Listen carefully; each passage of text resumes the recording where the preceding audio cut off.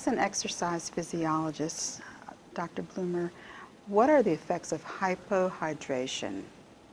Essentially, what, not getting enough water, right? Lack of fluid intake. Yeah, we've looked at this in relation to acute exercise bouts, during the exercise, and then post-exercise, and there's a wealth of literature on this topic. Primarily because when individuals perform resistance exercise, we know that the resistance exercise stress itself will alter protein turnover during the post-exercise period in such a way that protein synthesis may be increased. However, protein degradation or proteolysis may be increased to a greater extent. So a lot of nutritional supplement companies and manufacturers and formulators, et cetera, want to target that particular scenario with their pre or their intra workout, sort of supplements. When you look at the literature in terms of hydration status, we know that a hypohydrated state, in other words, a quote dehydrated state, where individuals are not consuming adequate fluid intake, in particular water, will actually alter the hormonal profile in such a way that it favors protein degradation or catabolism as opposed to anabolism. So that's a real concern for athletes in particular that are undergoing strenuous resistance exercise sessions with the objective of increasing lean muscle mass during the post-exercise recovery period. So formulations that provide some sort of support in terms of hydration, in addition to normal water consumption or potentially a very diluted carbohydrate beverage, maybe a 4 to 6% carbohydrate solution consumed before and during and after the workout, seems to be helpful in that regard. Now, for an individual who's not exercising or exercising sporadically, we know that hydration status is important as well for these same reasons. So, in fact, there's even a literature supporting the intake of fluid with weight maintenance or weight loss or fat loss. Right. Some of that may be somewhat linked to a decrease in the hormone cortisol, because we know that, for example, hypohydration is associated with elevated cortisol levels.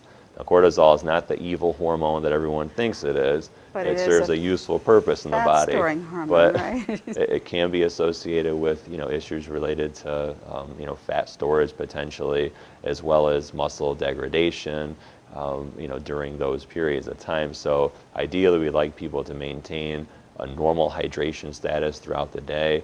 They're urinating frequently throughout the day.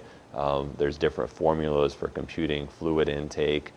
There's different recommendations, 8-ounce glasses per day, which would be 64 ounces per day. And is that ideal? Well, I mean, personally, I think that's probably a little bit too low, especially if someone's consuming, normal electrolyte intake and normal sodium intake, et cetera, especially if they live in a hot, humid environment, if they're an active individual. I like people to be on the order of a gallon or so of water per day, depending on size. If they're a relatively small person, perhaps slightly less than that. If they're a larger, more active person, slightly more than that But what amount. if they're sedentary? If they're sedentary still, I think it's important that they're consuming, fluid intake regularly throughout the day. It's ideal to have water with you. If you're working at a desk, have it with you at your desk. If you're someone that works on the road, have it with you in the car. If you work in the field, have it with you in a thermos or a cooler or something along those lines. But regular fluid intake to such an extent that when you're urinating, the urine is relatively clear and you're urinating frequently throughout the day would be ideal for most individuals.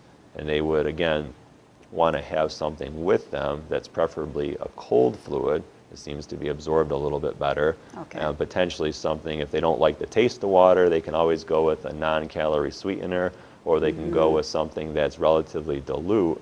And there's several different products in the market, or you can simply make up your own product that is relatively dilute in terms of carbohydrate, because we do know that a diluted carbohydrate seems to be absorbed and provide a little bit more, overall effectiveness in terms of hydration for individuals, in particular if they're exercising.